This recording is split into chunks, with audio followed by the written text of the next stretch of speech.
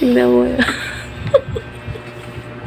Anong oras na? Alauna na ng madaling araw. Itong batang to. Naghanap pa ng pagkain. Saan ka pupunta, Inday? Saan ka?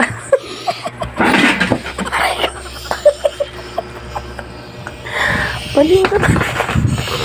Papa, nagot ka kay Papa. Bawal ka na yan. No. Ay, si Papa, gising na.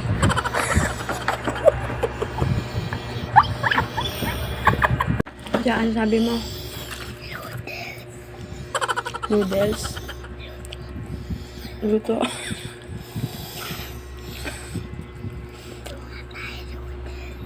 Luto tayo noodles. Ikukutom ka. Dede ka na lang. Dede na lang? No. Noodles. Noodles. Okay. Okay, Ja, tingin daw.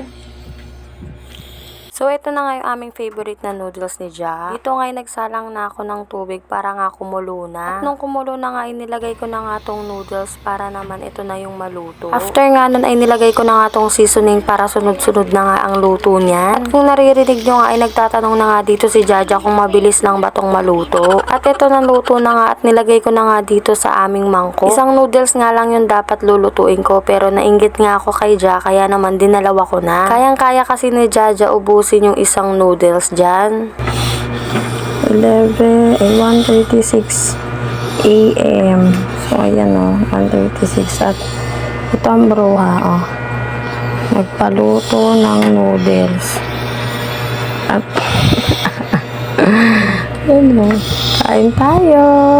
Madalas talaga si Jaja sa madaling araw siya nagugutom. At kahit nga papaano ay nag-i-stock talaga kami dito sa bahay. Huwag kayong mag-alala at hindi naman palagi noodles ang kanyang craving. May stock nga kami dito ng mga noodles at pansit canton pero bihira ko silang pakainin yan. Natuwa lang kasi ako kay Jaja at bigla nga siyang nag-cravings parang ang matanda na. Lately nga ay hindi ko mapigilan yung kanyang pagkain. Sa totoo lang maganda naman talaga yung katawan ni Jaja ngayon at natutuwa ko dahil nga mataba siya. Hindi lang siya mukhang mataba sa video pero kung buhatin mo siya mabigat talaga. Siksik talaga yung katawan ni Jaja ngayon at yun nga yung napapansin ng marami. Bawal rin kasi si Jaja na tumaba ng sobra. Yun nga ang pinagbawal sa kanya nung doktor. Mas nahihirapan kasi si Jaja kumilos at huminga kapag malaki siya. Alam niyo naman lahat na meron siyang stridor. Pero huwag kayong mag-alala dahil hanggat kaya naming pigilan, pinipigilan namin siya. Sadyang natuwa lang ako sa kanya ngayon at kaya ko siya binidyohan. Sa totoo lang, si Jaja rin kasi yung nag-request dahil hindi nga raw kami nagvi-video na. So dahil gusto nga ni Jaja na mag-video, ayan pinagbigyan ko na rin. O siya mga friends, hanggang dito na lang. Bye!